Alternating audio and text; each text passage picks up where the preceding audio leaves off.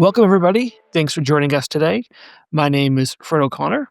I'm a product marketing manager at SmartBear, and I'll be emceeing today's webinar, Metrics That Matter, Measuring the Health and Success of Your Observability Strategy. We have a great guest speaker today. He's been there, he's done that, he's built a program from scratch, and he knows what metrics you need and really how to align your program with business needs and create a program that delights your customers. With that said, I would like to introduce our guest speaker, Luís Franqueira. Luís, how are you doing today? Hey, I'm good. Thanks for having me, Fred. So introducing myself, my name is Luís Franqueira. I am leading the developer experience segment at N26. N26 is an online bank. Everything is online, so basically no branches, none of that. And within N26, developer experience is a segment that it focus on observability, software logistics, everything around CI/CD, and then platform enablement, meaning all the tools that enable engineers use to enable themselves, basically. Great. And before we get into the discussion, a few housekeeping things. We have some resources available for you. They're in the resources tab. You can check those out. And if you have any questions or any comments, please feel free to put them in the Q&A on the screen. And with that said, let's begin our discussion. So to start, I'd want to set the scene for an N26's program. So my first question is, when you joined, your observability program really wasn't structured, really wasn't robust. Yeah. How did this impact your business, and what approach did you take to solving this problem? Yeah. So when I arrived, there was already a sense of observability, that observability should exist. I just believe this wasn't, or the idea of observability was not the most correct one. Maybe for lack of assistance or support from management as well. Because when I joined, there was no manager previously, so maybe they had lacked support, or any other reason. And this was affecting the business because there was a bunch of problems in our mobile apps that were not being attended. Customers reporting incidents through customer support, which is, as everyone can imagine, a bad idea, right? And so basically, when I joined and I noticed this, the first thing that I tried to do, the first thing I did was try to understand the business, the company, what they are looking for, and all of that, so that I can also bring that into the team, right? And then was to work with the team in understanding why and what is the business. What is the reason that business pays this team or wants this team to exist, right? Why is the company paying us? And we then, starting from there, looking at what are the problems that are real that we can solve that will bring value to the company, basically. And this was the starting point of everything, right? This is where we started. So you mentioned that N26 is a mobile bank, so that means your customers have to have a great experience on their mobile devices. And you said customers are having some issues on their mobile devices. So were there certain specific mobile challenges you had to think about? Things like, device fragmentation, different operating systems, and on sort of the engineering side, were there certain goals you want to accomplish, like having your devs spend less time debugging and more time, building features? Definitely. On the mobile side, the most important thing that we had to think in the beginning was, how do we go from 20 days to identify an incident to 12? And this was the first step, because at that time, as I said previously, we had customers coming to us and saying, I'm trying, I don't know, to do a transfer and it's not going through. And we were completely clueless of this happening. Or I'm trying to, send money to my cousin, who is also a customer of N26, and the money is not getting there. And so this was the first challenge we had to think about, even before going into fragmentation or thinking different devices, was how can we stop this? How can we identify issues before our customers, right? And also at the same time, because at the time we had a very rudimentary tool to identify these kind of problems that was not helping, was how can we also introduce into the fold a tool that can bring what we need in terms of value, right, for identifying these problems, but at the same time, a tool that can give us what we need internally with the teams configuration we had. Like we have different teams in different segments, distributed. We don't focus too much on user journeys. We focus more on product lines and all of that. So we wanted to find a product that could also adjust to the needs we had internally while bringing the value. And you mentioned, I guess maybe one of your maybe it was a KPI or metric was to get time to MTTR from 20 days to 12. Yeah. How was that a goal? Who came up with that number of 12? Was it the business? Was it you? How did you establish that figure? It was essentially an idea of trying to reduce by 50% the time it took. And we use OKRs, and so we were with a very small team trying to tackle this problem. And inside the team, we said, okay, what shall we do here? What is good? What does good look like? And internally, we decided to move forward with around 50%, which was not exactly 50. It was a bit more than 50, right? But it was, and I think, if I recall correctly, someone said, like, let's trim off 10 days of this, right? And so basically, that's basically the main idea. That was the idea behind it. And we ended up going with 12. Currently, that number is actually around 5 days. And we are still working towards putting it in the hours vicinity, let's say.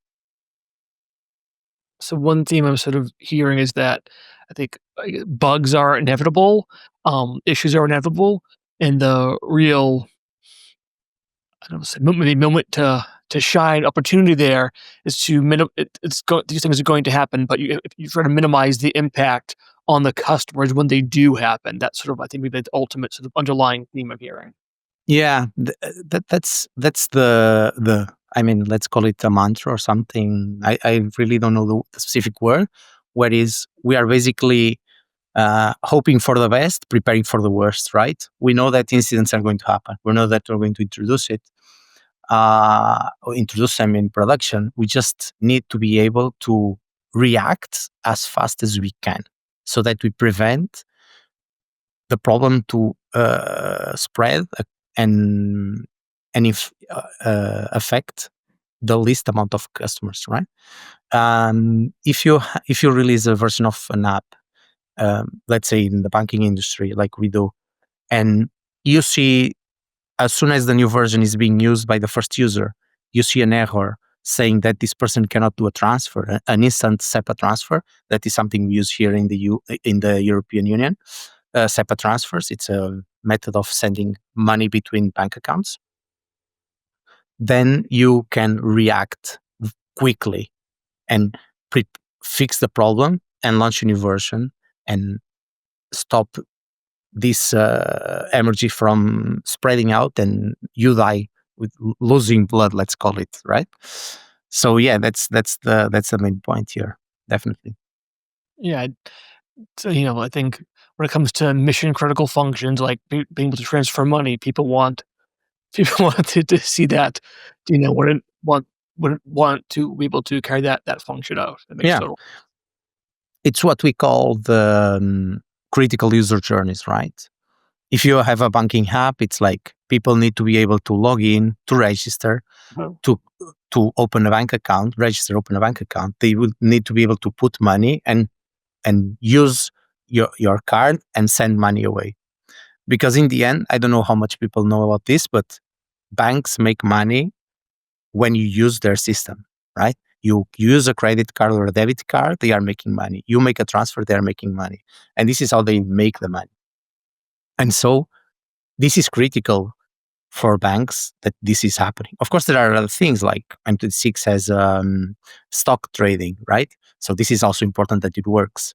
Or there is crypto as well. So it's important that it works. But the main thing is receiving money, sending money, and cards working. That's it, Yeah. right? It's a good point to remember that it's not only the customer's experience, but it's also your bottom line that's important. Exactly. You have to Exactly. Exactly. But this takes us or take everyone to the thought of, if you have a banking app and you have a customer or customers that cannot transfer money, or you have customers that cannot edit their first name, what is the most priority thing? Of course, that is transferring money, because this is a critical thing. The bank won't survive without it. And editing your first name, you can do it later, right? And it can happen later because it's something that can be done asynchronously. So yeah, this is just an example. There are many more. You said lots of good things. I want to delve into 2 points. The first one is when you mentioned you were looking for a certain tool to monitor your mobile apps. What was your selection criteria for that tool? What was important to you? Um, yeah. So the, there was a couple of technical things that we needed, right? Like first class integration, SDKs for mobile clients, the capacity to log fatal errors, non-fatal errors, being able to do obfuscation of logging and data that comes from the mobile app, right? Ability, but then there was the need of something very specific to us, like how deep can we like segregate the data and direct this data to specific teams or people, right? And this is maybe the biggest one. And of course, that the user experience and all of that was very important. There was also something for people who don't know. In Europe, the banking industry is very there is a lot of scrutiny over banking in Europe. And we had to, for instance, make sure we choose someone that we can do a contract under EU laws, for instance. This is just one, but there are many aspects to add to it. But the main aspects were these technical aspects I mentioned, and also the ability to segregate with teams and be able to create teams inside the tool that we were using and assign errors to people so that they can look into it. That was probably the most important ones. And to drill down to the answer, why was the ability to assign errors to folks on your team so important to you? Because if I go into a tool and there is 1,000 errors, to me, this is just noise, right? Mhm. And if I'm looking for something specific, it's going to happen in one of two ways. Either I'm a very perfectionist person and I'm go through all of them and find the one that is assigned to me, or I'm just going to procrastinate and say, I'm going to look for it later, And later it's going to be 3 months from now when everything is crashing and burning. Now, if I enter into a dashboard and I see, okay, sorry, your iOS app has 1,000 errors, but your team has this assigned 20 errors. You think, okay, I own this. This is where I need to put my hands on and fix. So this is very, very important to have like responsibility and like ownership, giving the sense of I own this part of the code and I need to fix this problem because I created this and we created this as a team and we need to make it better, right? So that's basically the main point of the situation. That makes sense, and I like how you framed it as sort of like, the tool had to sort of be in the middle of something like 2 extremes. In one extreme, you don't want folks can't procrastinate because that's not good, but on the extreme, you don't have time to go through those 1,000 errors and find out the ones that really, really matter.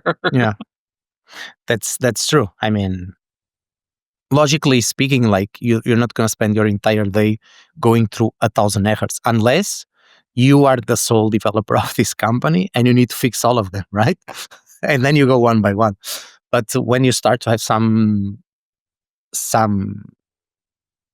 dimension, you also need to create this sense of people owning things and making life easy for them. Like they don't need to be focusing on dealing with difficult tools. They need to be focusing on solving the problems that they need to solve so that the business grows.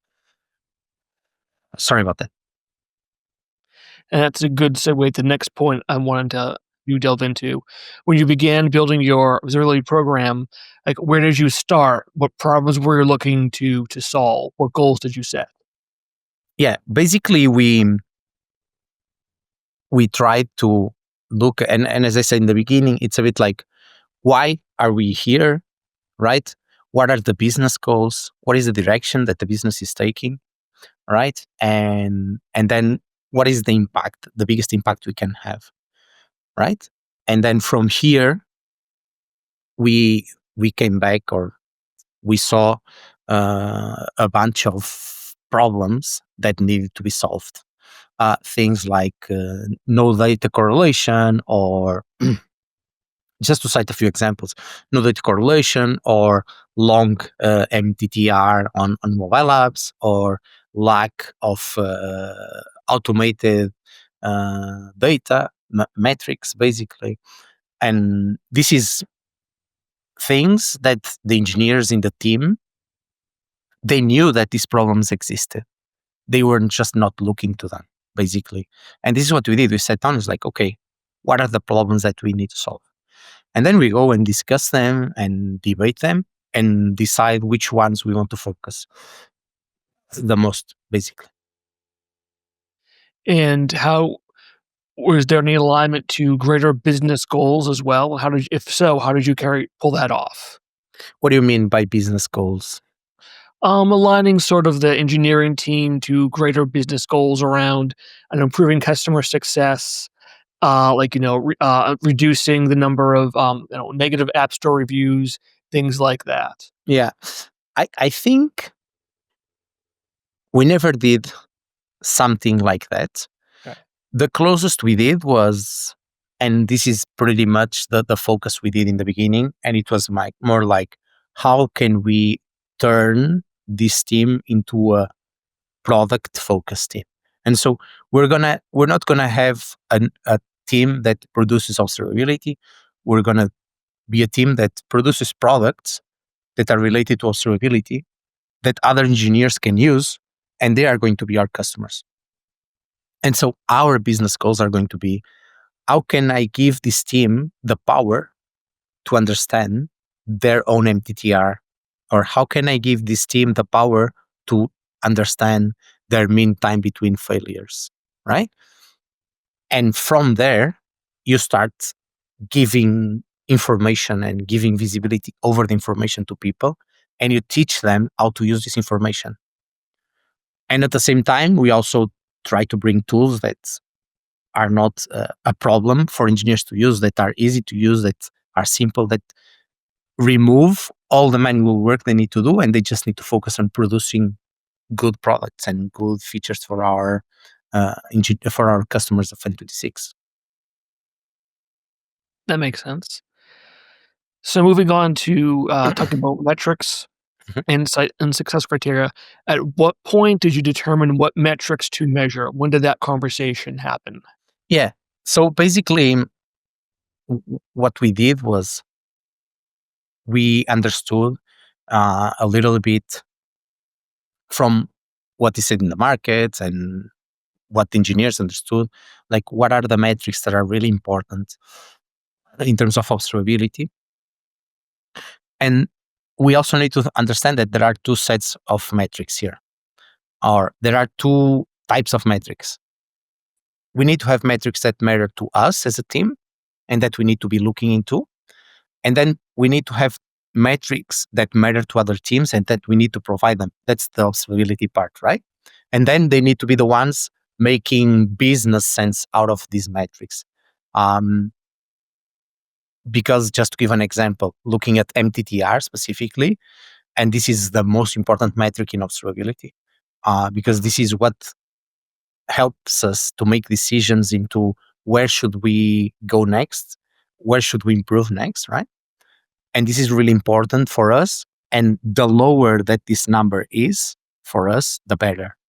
But looking at our services, let's say, if my service that does something very simple as changing, I don't know, some details of our engineers in our in our database, that is something asynchronous and it's not so important. If the MTTR for this service is 2 days, it's good. It's okay. I mean, we don't need it. But maybe the payments team that has a service that processes payments, this MTTR needs to be 20 minutes. So that there's each business unit or segment, as you call it here, they need to understand their business and decide these numbers, right?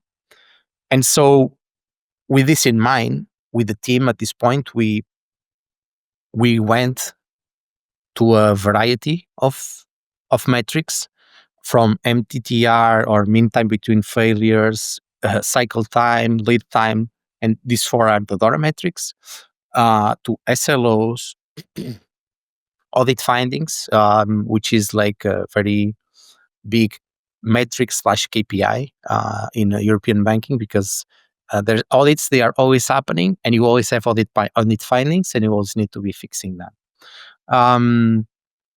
Or risks. So we also assess the risks in our platform, like how they are, can we tackle them, and all of that. So these were more or less all the metrics I had, right? And we called it a constellation of metrics. But then we also chose a North Star to have more weight and guide us and give us more intention and direction. And this was MTTR. So MTTR was basically is the metric that guides us and that helps us make decisions. But all the other ones are also important because we provide them to the engineers and helps them make decisions based on this. And why was MTTR your North Star and such a key metric for you? Yeah. So if we look at observability in the word, and the concept is give, make things observable, like understand, So basically the first concept, or the original concept of observability, is I have a system, I make an input, and I get some information about the status, right? And so the best thing that I need to make sure is that the information is flowing and that engineers know at all times what is happening with their systems, right? And if they know this, it means that they can react faster. It means that they can fix problems faster. In an ideal world, they will know that the problem is happening even before the problem is happening, because they have such good observability. And so with this in mind, we thought, and our idea is simple, is if the time it takes us to fix a problem is low, it means that the observability is top line, because they know at all times what is happening. We actually we defined let's call it a mission statement for observability, which was end-to-end, easy to use observability. And this essentially means we provide engineers all the information and data they need about their systems that helps them make the best decisions to make the best products work for our customers, basically. And it's all correlated. Is if it takes you 10 minutes to fix a problem, it's because the problem happened, you identified it, you understood the root cause, you fix it, and you ship the version. And so everything is working as expected.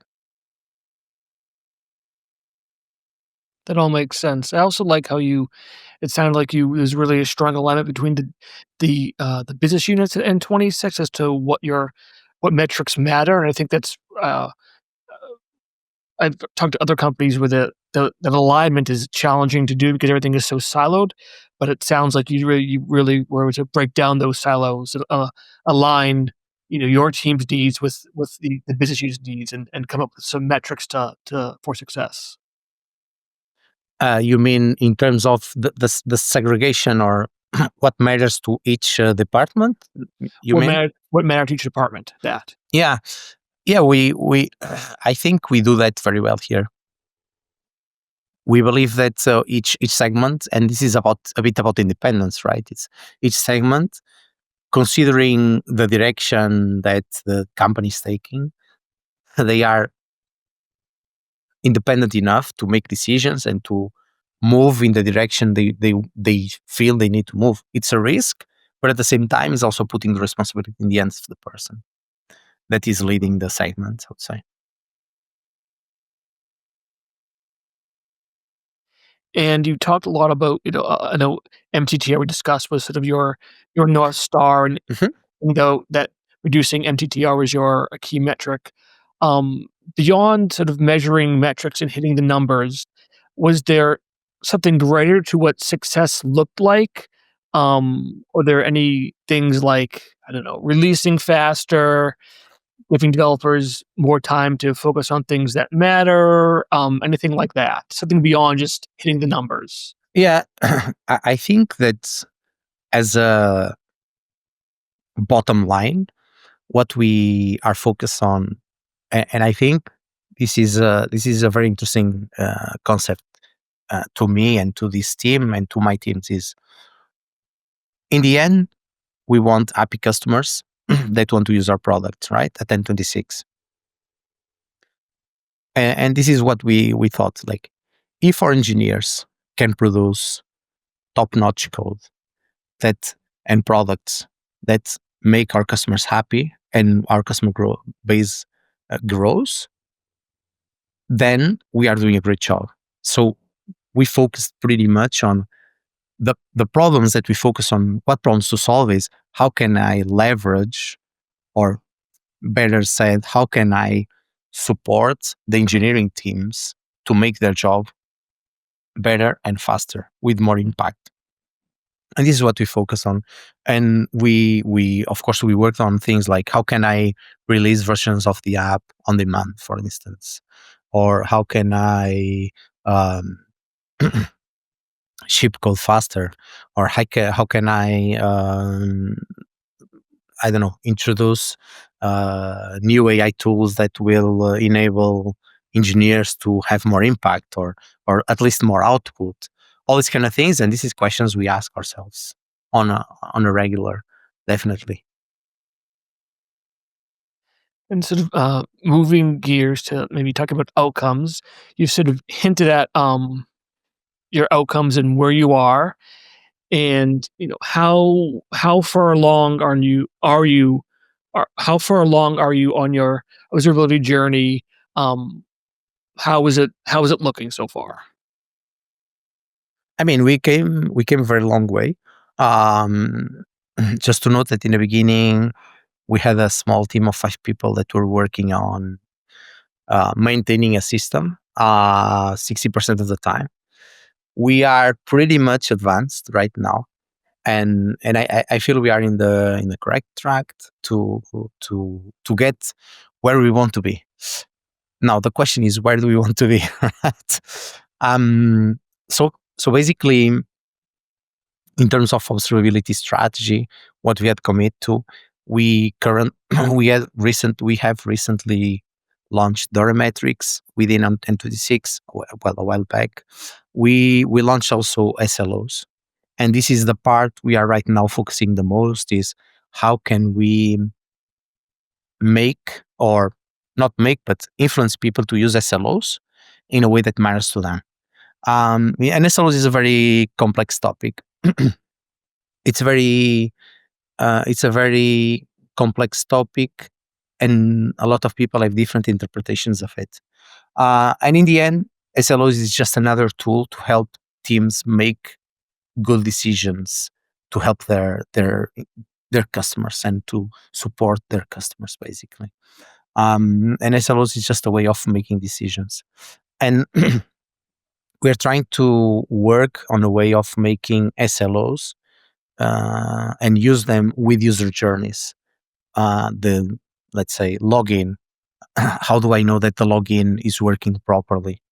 You know, each microservice might be working properly in this user journey, but maybe there is a small problem in the user journey, and this is and we don't know because things are green, but maybe the entire user journey is not properly defined, or the service is the SLO in the service is not properly defined. And this is the movement we are doing right now. It's going in this direction. So I would say we are in a good point.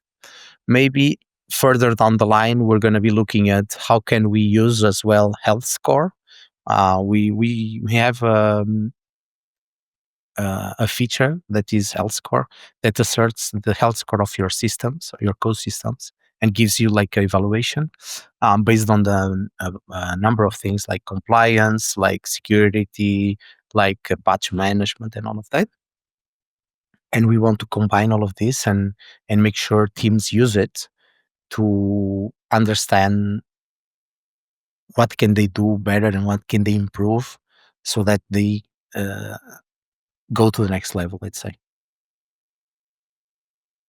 And I would like to maybe, well, I'm curious about what, if there are any metrics you have that that show how your journey has progressed so well. Specifically the MTTR one, because it was 20 days, then you got it down to 12, and now you're trying to get it down to, I think you said it was like hours or even minutes. Yeah. Sort of wondering how, if you could talk a bit more about that metric, and other metrics that you're measuring, and how are you, like, what's the, I don't know, the tool, what thing are you using to get those metrics, to have those results? Yeah. So basically, as I said before, MTTR was around 20 days. We push it down to around 12. Now it's around 6 days, more or less. And what we want is to ideally go down to 2-3 hours, right? Um, if I find a problem in my mobile app, I want this problem fixed and a new version submitted to the app stores within hours, not within days, right? Mhm. Because I want the least amount of customers affected by this. And so, yeah, there's a bunch of things involved here, of course. But the main focus right now, and this is the work that we are still pursuing, we are using a Bugsnag to try to give more and more visibility to engineers on the work that they do and how can they use this tool to improve the work that they produce and the products that they produce, right? But there's also other work in the background, like how can I make my release train so good and so fast that I can release or submit the version of the app on demand, right? And I can submit a version of the app. The question is, did I test everything? Do I have the app ready? All of these things, and this is also part of the problem that we're trying to solve. So yeah, that's more or less right now the problems that we are looking at to try to reduce this MTTR to hours. And how the success you've had with reducing MTTR to hours and the successes that you've had with your program, um, have you been able to quantify them in any way or been able to say, okay, we can should release this faster and this has made our customers' life easier or better and it's really helped the bottom line. Have you sort of made that of that Definitely. Yeah, definitely. I mean, the fact that we are able to identify issues faster Mhm. makes our customers much happier because, uh, as I said, like just to give some numbers, 50% of the incidents we had uh, 2 years ago were identified by customers, right? Um, I think this number is way, way below 50%. And we are talking about like 10 to 12% maybe right now. Um, and when you think about it, like incidents, like your system is not working properly, and it's your customer that tells you that your system is not working properly, it shouldn't happen, right? You should be able to proactively solve this problem. So I believe that our customers are happier because of this, I would say.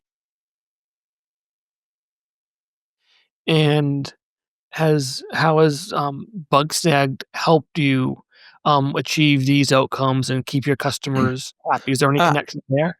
yeah, of course, there is a connection because before Bugsnag, we had a tool that was not doing what it should. And when Bugsnag was introduced, of course, we were able to use the tool to actually start notifying the right people. And it's connected to what I was mentioning before, the possibility of connecting directly to the person responsible for this code or the team and being able to notify these people. This helped uh, in, in a very short term to start fixing problems faster, right? And it's also connected to what I was saying, like if you enter into a dashboard and you see 1,000 errors and you don't know who they belong to or who is responsible for them, you're not going to fix any of them. But if you enter into a dashboard and say, here's are your 10 errors or the 10 errors that belong to your team, you're going to feel the ownership and try to fix them. That's the point. And is there anything else you want to discuss about your outcomes that you haven't touched on yet? Nah, I don't think so. I mean, I think we touched pretty much everything. And we'd like to so now we're at the time of our end of our chat. I would like to maybe wrap up by giving folks some key 3 takeaways or even a few more if you want. That is up to you. How much the number of takeaways is up to you that you would like developers to walk away with. What advice would you actionable advice would you want them to take away from listening to this webinar? Yeah, I mean, the the three key takeaways that I would that would probably um, bring are focus on problems that you really want to solve and can as well, and that are impactful to the company, right? Because in the end, I mean, the business is a business and it's here to thrive and it's not only connected with money, it's connected with growing, making the business flourish, and it's providing a service to a customer, right? And if you can support your company to help the company customers, it means that you are having an impact on the business, and that's good for everyone, right? And so focus on problems you want and can solve. Focus on the impact connected with the company direction, and choose a North Star in your constellation of metrics, because this will give you also a direction to push towards, and it will give meaning to the people in the team, and people will feel like they are contributing to something meaningful. And this is also important. I would say these are the three most important ones. Of course, that there are other things like introduce product to to your problems, right? Or focus on products. And this means like if you think in terms of products, then and working in platform, you see the engineers in your company as customers, and then your perspective changes. You are not just trying to, you know, you're not just not trying to do your job. You are trying to provide a service to someone that needs to be enabled, that needs to, feel happy about what you are providing, right? And this is also very important. um yeah, I think this would be maybe the most important things, or the key takeaways I would leave for everyone listening. And are there any other topics we didn't mention regarding how you built an observability program that you want to talk about now? Anything we missed? No, I think we pretty much discuss everything. I mean, there are other topics that we could discuss, but this would be maybe another webinar topic, I would say. We'll have to have you back. Yeah, definitely. I would be Chat happy some to. more. Yeah, definitely. All right. Well, thanks, Luis, for joining us and for your insight, and thank you everybody for joining us for this chat. Have a good day. Take care. Thank you. Thanks for being here. Thanks for having me here. Bye.